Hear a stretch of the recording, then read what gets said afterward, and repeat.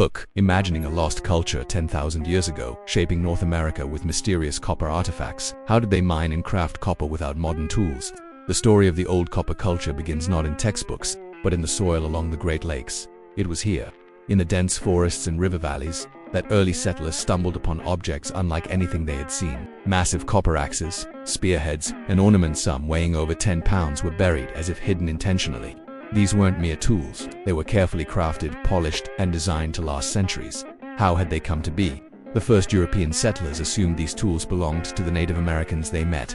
Yet, there was a mystery. None of the local tribes could explain where such large copper objects came from. Some were centuries older than the tribes themselves. This led to speculation, theories, and even myths. Were these relics left by giants? By the late 19th and early 20th centuries, archaeology began to take these findings seriously. Scholars studied the artifacts and realized something incredible. The old copper culture was not recent.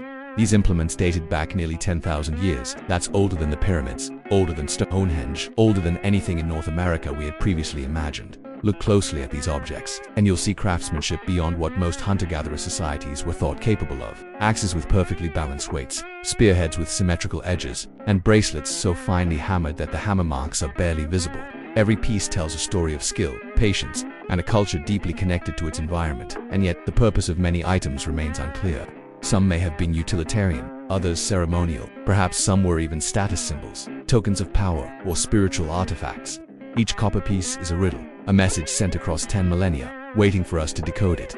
The old copper culture wasn't small or isolated. Thousands of artifacts have been discovered across the region: Wisconsin, Michigan, Minnesota, and even parts of Ontario. The distribution that suggests a widespread culture with knowledge of mining, trade, and metalworking techniques that were astonishing for the time. These people didn't just live, they thrived in harmony with the land, shaping it in ways we are only beginning to understand. In the next chapter, we will meet the people behind the copper. Who were they? How did they survive, create, and communicate? And why did this remarkable culture eventually vanish, leaving behind only the mysterious artifacts we are still discovering today? 10,000 years ago, the land around the Great Lakes was wild and untamed. Towering forests stretched for miles, rivers carved paths through valleys, and the air was filled with the calls of animals long familiar yet unfamiliar to us today. It was in this wilderness that the old copper people lived, hunted, and created their remarkable artifacts. They were hunter-gatherers, relying on the land for sustenance, but they were far from simple. Their mastery of copper suggests a society capable of long-term planning, communication, and every copper axe or spearhead was not just a tool, it was a symbol of skill and ingenuity. Daily life revolved around survival. Hunting deer, fishing in the abundant rivers, and gathering nuts and berries formed the backbone of their diet. But even in the midst of survival, they had time and focus for craft. Copper wasn't just dug up, it was hammered, shaped, and polished. Imagine the patience, the precision, the dedication required to transform raw metal into objects that could last for millennia. Evidence from settlement patterns suggests they lived in small, close-knit communities. Houses were likely simple, constructed from wood and hides, yet organized in ways that indicate shared responsibilities. Hunting and gathering were collective efforts, while crafting copper might have been specialized, some individuals mastering the metalworking skills that defined their culture. These communities were more than survival machines. Burial sites and ceremonial placements of copper objects reveal belief systems, rituals, and a connection to the spiritual world. Leaders or shamans may have directed ceremonies, using copper as a medium to connect with forces they could not fully explain. The old copper people were not stationary. They moved with the seasons, following game, fish, and edible plants. Winters were harsh, summers bountiful, and their knowledge of the land was precise. They adapted tools for every need: hunting, fishing, and survival, all while maintaining a culture of craftsmanship that left traces even 10 millennia later. Who were these people?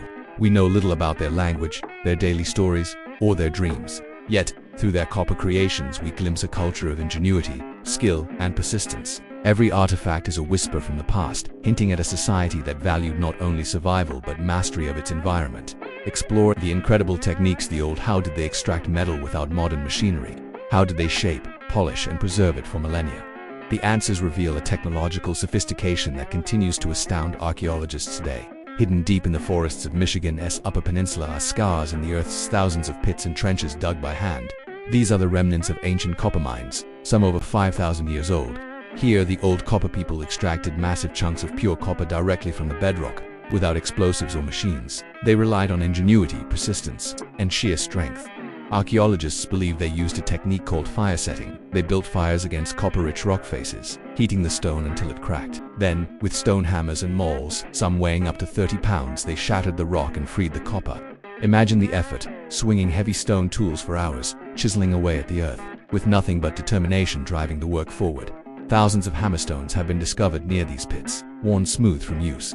Some estimate that millions of pounds of copper were extracted by these early miners. And yet, much of this copper wasn't smelted, it was shaped in its pure form, hammered into tools and ornaments with remarkable skill. The old copper people mastered cold hammering. Unlike later civilizations that melted and cast metal, they struck copper while cold, flattening and shaping it into axes, knives, and ornaments.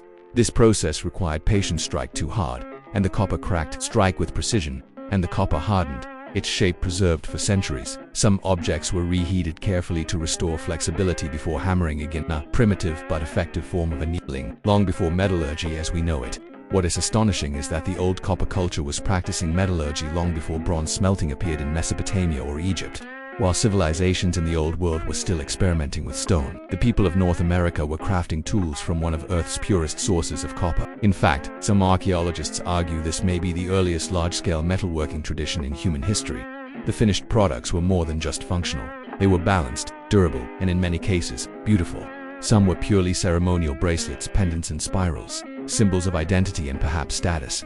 Others were practical axes for woodcutting, spearheads for hunting, awls for piercing hides. Each one tells a story of necessity blended with artistry, and yet, the mystery deepens. Artifacts made from Great Lakes copper have been found far from their origin, reaching as far as the Mississippi Valley and beyond. This suggests vast trade networks, thousands of miles long, carrying not only goods but ideas, stories, and culture. The old copper people were not isolated. They were connected to a broader world, trading their copper as others traded obsidian, shells, or flint. But the greatest mystery remains unsolved.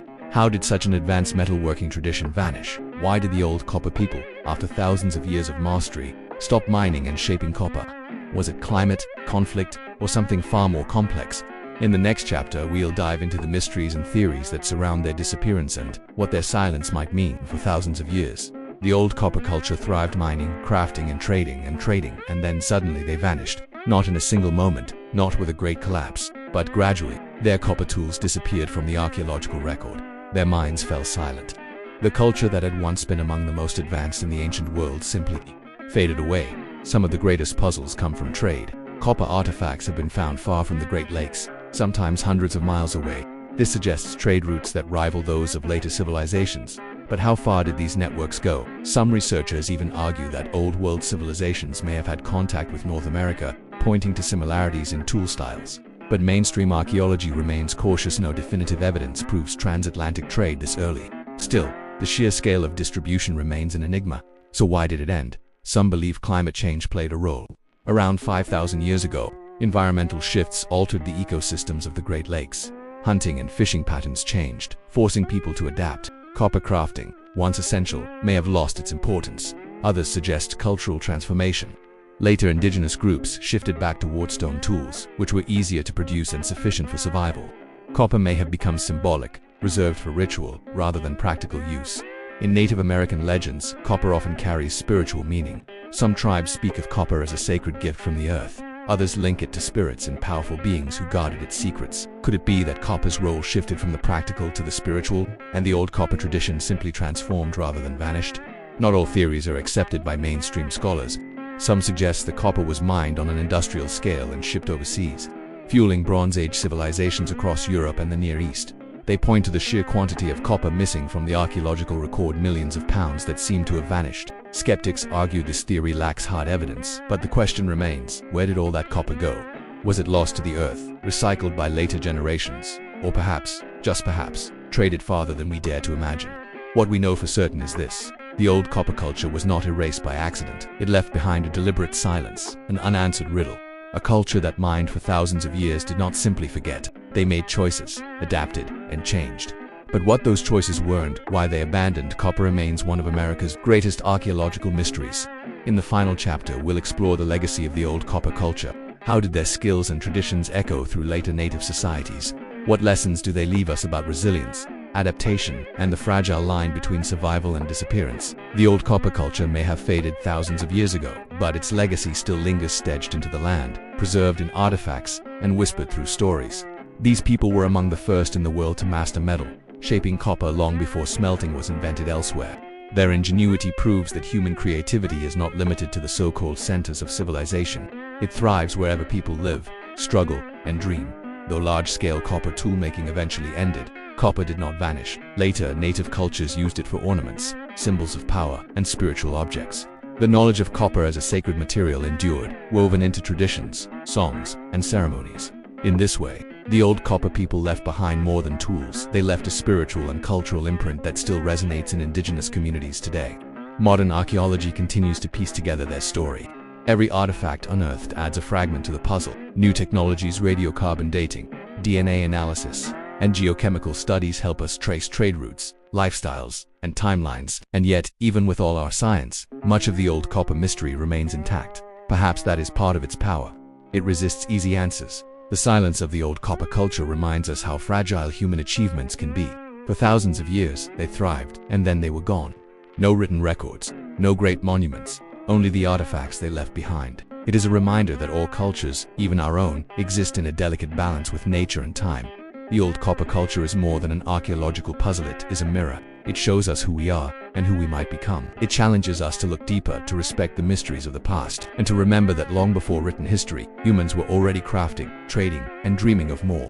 Perhaps the true legacy of the old copper culture is not the tools they left behind, but the questions they still inspire. Questions that drive us to keep searching, keep imagining, and keep listening to the echoes of ancient lives buried just beneath the surface.